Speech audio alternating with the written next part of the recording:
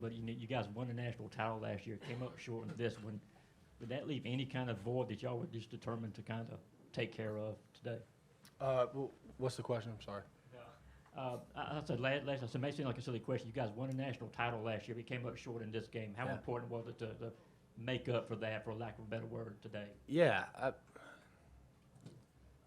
winning the SEC is a big deal. This is the best conference in football, and I think with national championships is huge and great, and that's our next goal. But SEC is the first goal, and it's the first goal, second goal after winning the East. But winning the SEC championship, I mean, there's only one of those. I mean, it's a banner, right? I mean, it's the same thing as a national championship, just a little bit smaller scale. So yeah, it was important for us. Front row. Yeah, for Kirby and Chris, the example of it ball hitting the LSU player's helmet, and then obviously the field goal. Is that just perfect examples of not playing until the whistle's blown in those two key moments of the game? Yeah, I think it's a trite expression to say play till the whistle's blown. I mean, hell, everybody plays till the whistle's blown, right? I mean, that's what you do. I think it's more about his instincts. That's the same play and the same exact route that he picked off on Clemson last year. And he jumped it. He played it aggressive. He understood what the quarterback's check was. He understood his leverage. I mean, how many times do you think you've run that stunt since you've been here? A ton. And he saw it. He jumped it. And by him jumping it, it caused the balls to go in the air, and then it bounced off him. I think Smiles, we talk about tips and overthrows. Mel Tucker had a saying here. What do they say, Chris? Tips and overthrows. Got to get those. And we got them. And that's a big deal. And Smile did it, and then Chris picking up that's just football savvy and football awareness for him to pick that ball up, because we showed him video of guys touching the ball after it's blocked and the other team gaining possession.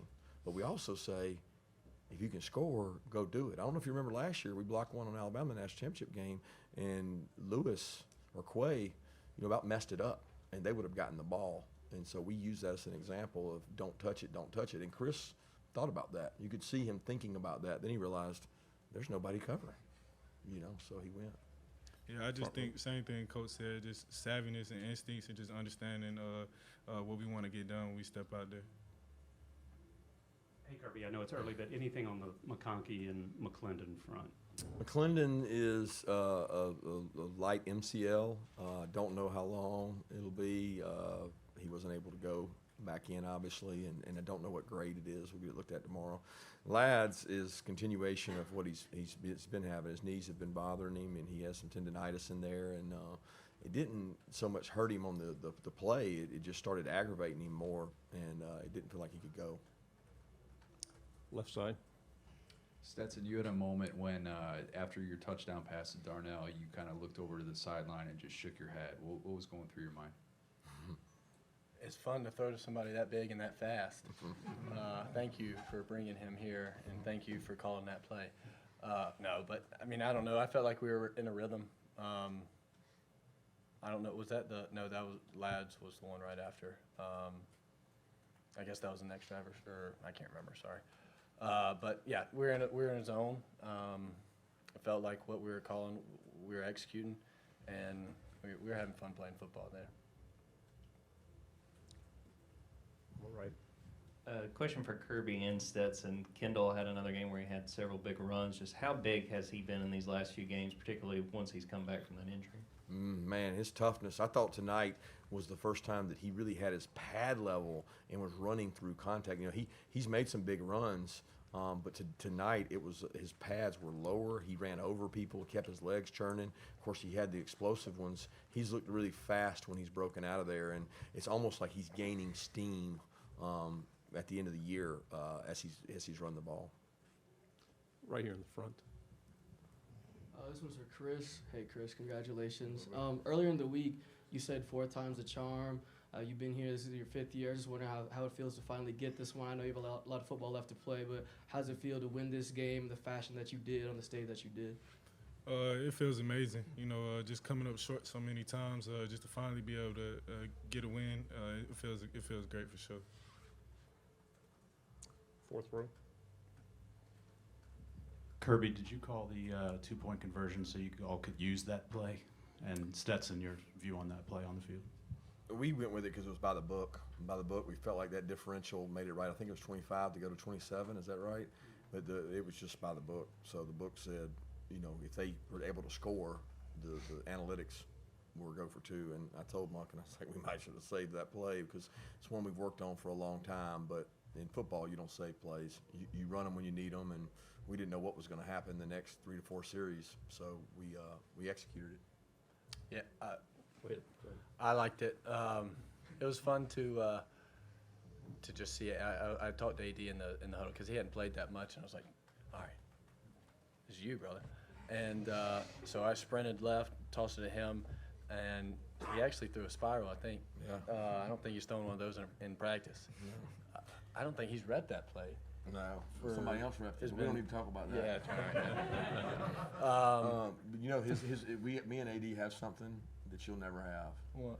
We're both career passing record at UGA is one for one, and I'm 1,000%. 2-point conversions, drop the snap, do a pass, 1 for 1. So you and Bobo are behind me and AD. Yeah, Coach. They seem like they were having some momentum. Nussmeier comes in. They score a couple, touchdowns. Y'all get the ball at the 5. 8 plays, 95 yards. Just marched it. Took all the momentum out of the game. Is that planned? Is there a message in the huddle? I know you say you play every snap in and out, but you needed an 8-minute drive there and a score, and you got it. Let me tell you what was planned, to come out in the second half and drive it down their throat.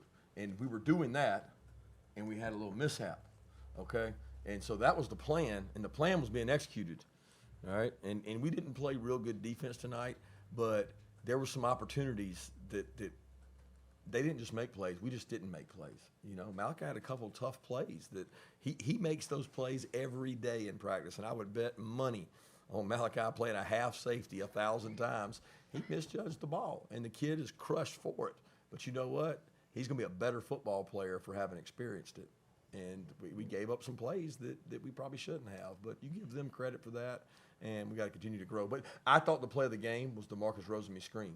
It's 3rd and 5, backed up, 3rd and 6, backed up, and Stetson hits him on a screen, and Marcus sticks it in there. 2 great blocks, and from that drive, that was the drive you're referencing. Without that conversion, we're punting the ball back to him. Great call by Monk, too. Hey, Kirby, I know y'all aren't too big on individual accolades, but say you had an undefeated quarterback who, might be up for an individual award, maybe like the Heisman or something like that. Would you lobby for that for him? Well, absolutely. I mean, I think it's one of those things that this guy's 23 of 29 in a second half that, I mean, he didn't get to do a whole lot in the second half. So I don't know what he was in the first half, but he's played really well. And, I had several people come up to me and say that they thought he played his best game of his career tonight, and he played really good. On the right. Hey, Coach. Don Joseph with Griffin Daily News.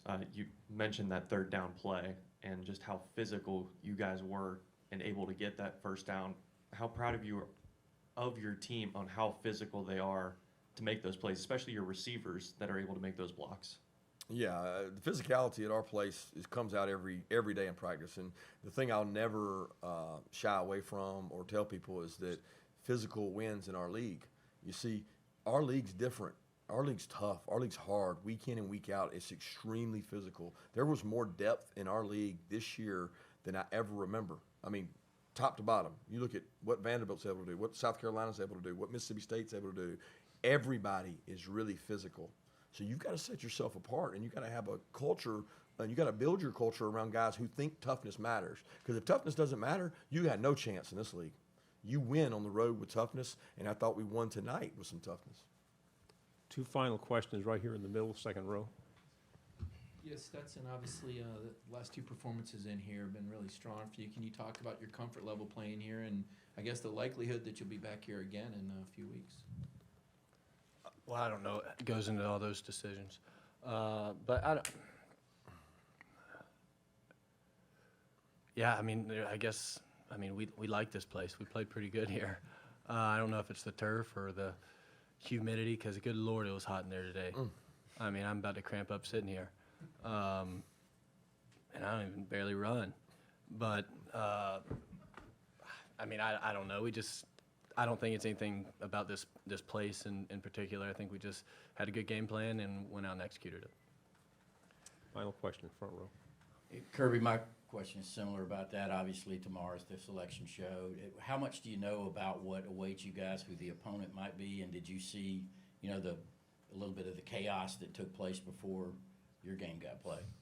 I have not seen one thing. I tried not to pay attention to any of it. I didn't have any games on or any phone. I mean, I hadn't heard anything to even know what's going on. It didn't matter to me. That's so far away that we don't control it. Number two, we so far away. You got time to prepare for it. My focus has been on this because I told those kids I don't want one kid to walk out of our program without an SEC championship ring for their career, and that was about to happen if we didn't get that one. And they said enough was enough tonight, and they got them one. Coach, guys, thank you very much. Congratulations. Thank y'all. Thank you.